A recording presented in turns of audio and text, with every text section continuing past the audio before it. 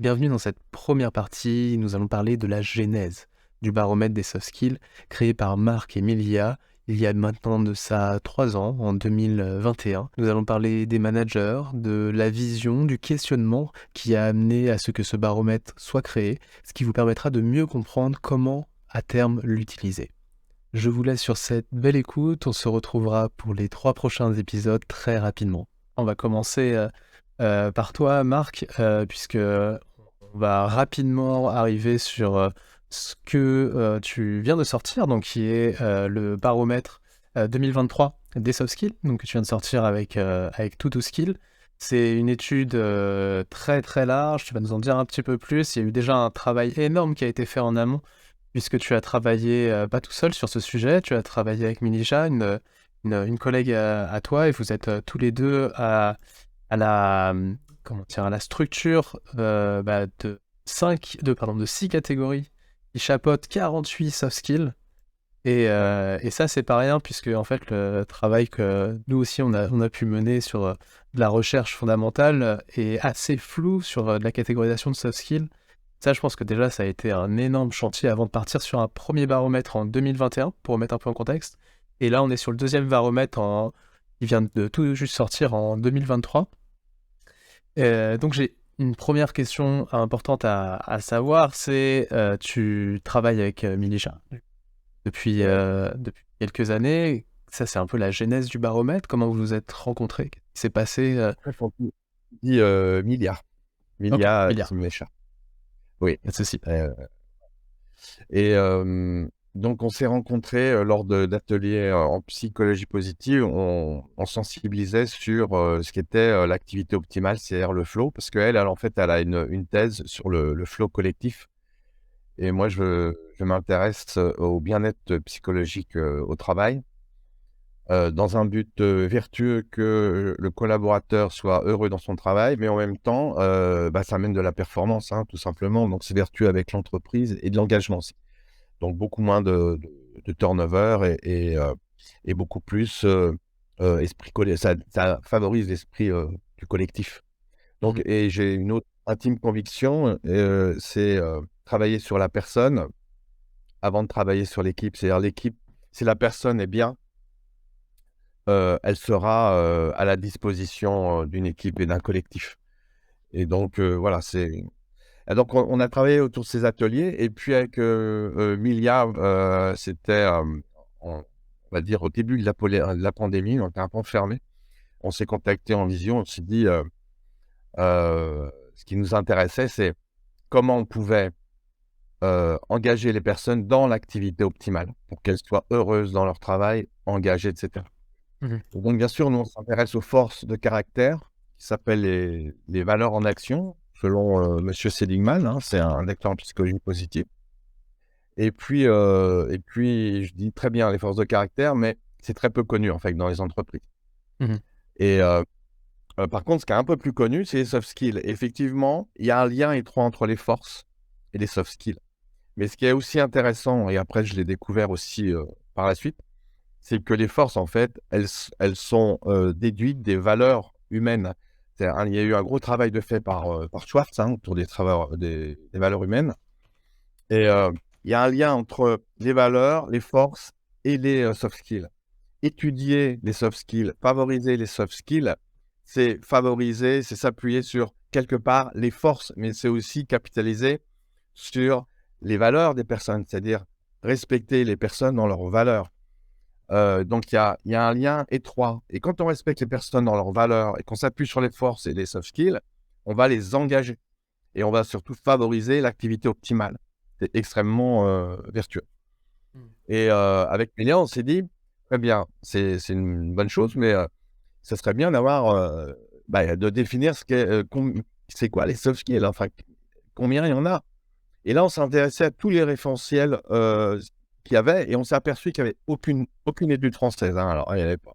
Mmh. Et puis il y avait beaucoup d'études étrangères, beaucoup de comment de, donc il y avait des études américaines, européennes, et donc on a réuni tous ces soi-disant référentiels qui étaient plus ou moins discutables parce qu'ils étaient cofinancés par des grosses boîtes comme Microsoft, qui mettaient comme soft skill compétence à servir d'un ordinateur, par exemple, hein, enfin voilà, du digital. Bon, je sais pas si c'est réellement soft skill.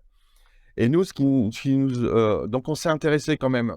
On a pris tout ce qui nous semblait, je dirais, pertinent en termes de soft skills. Et puis, eh bien, on a rajouté aussi des soft skills trouvés depuis les forces de caractère, et on les a ramenées dans les soft skills parce que elles étaient aussi, euh, euh, pour nous, comment dire, utiles dans l'entreprise, utiles dans ses activités professionnelles.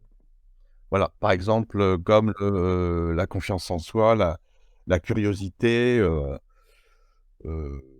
voilà, c'est 2 exemples. Et bah, ça nous a pris un peu de temps quand même pour le faire, et puis bien sûr aujourd'hui on dit: «Bah oui, mais 48, pourquoi pas 50?» Effectivement, pourquoi pas 50? Là, quand j'ai lancé les résultats, j'ai eu quelques haters.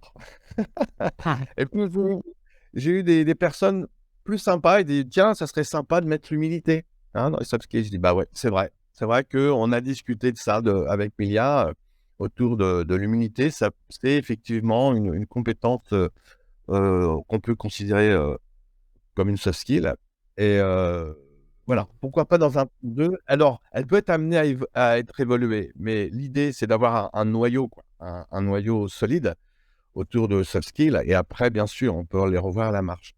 Après, on nous dit: «Mais pourquoi 6 classes et pourquoi ces classes-là?» Alors, pourquoi ces classes-là?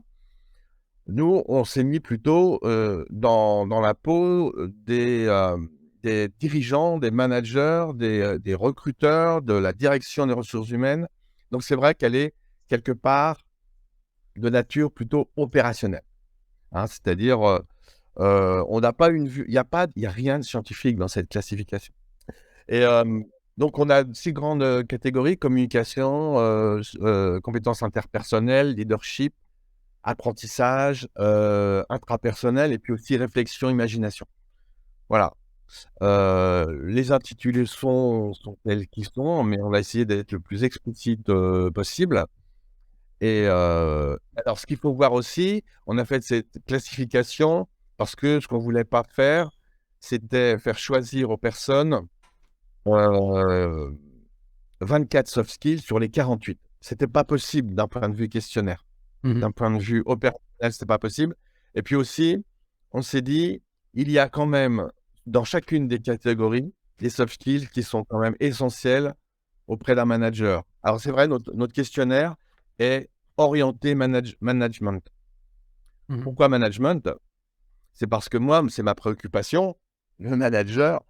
Et l'idée, comme je fais des formations autour de ça, de la posture dirigeante, de la posture manager, heu l'idée, ce qu'il faut voir aussi, c'est que le management fait énormément appel aux soft skills. Bien sûr, il y a des techniques, hein, de management, des hard skills, mais globalement, c'est 80 de soft skills. Parce que c'est beaucoup de relationnel, c'est beaucoup d'interrelationnel. C'est, c'est instaurer la confiance d'une équipe, c'est les inspirer, quand on travaille son leadership, et cetera. Donc pour moi, c'était, voilà, une évidence. Du coup, on a fait ces 6 catégories, et la méthodologie donc j'arrive sur la méthodologie. Le questionnement, c'était parmi ces 10 soft skills interpersonnels, quels sont les 5 soft skills qui vous semblent essentiels pour un manager? Et pour chacune des catégories, on fait ça.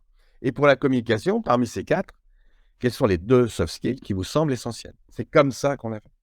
Du coup, la lecture du top 12, c'est pas ce qui est marqué en premier n'est pas en numéro un, hein. C'est-à-dire, et d'ailleurs, nous, on préfère, parce qu'on ne peut pas dire qu'une soft skill est plus importante que toutes les autres.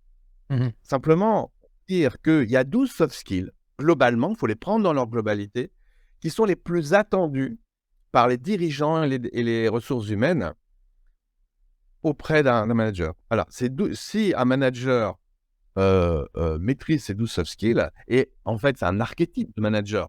Le manager type qui a ces 12 soft skills n'existe pas, hein. C'est plus, voilà ce qu'on attend dans cette, catégorie, voilà ce qu'on attend dans cette catégorie. Et D'accord. maintenant, ce qui est intéressant, et en fait, Pourquoi on a fait ce baromètre? C'est pour sensibiliser à l'importance des soft skills comme levier de motivation en entreprise. S'appuyer sur connaître les soft skills de chacun des métiers, favoriser ces soft skills, favoriser ces compétences comportementales va amener à de l'excellence sur ces hard skills. Et voilà, c'est une espèce de conviction chevillée. C'est-à-dire, même si on maîtrise, par exemple, Adobe, allez, je prends, je sais pas, Adobe Figma, hein, parce qu'on est UI designer, très bien, mais pour bien l'utiliser, il faut aller au-delà. C'est-à-dire que c'est pas bouger sa souris.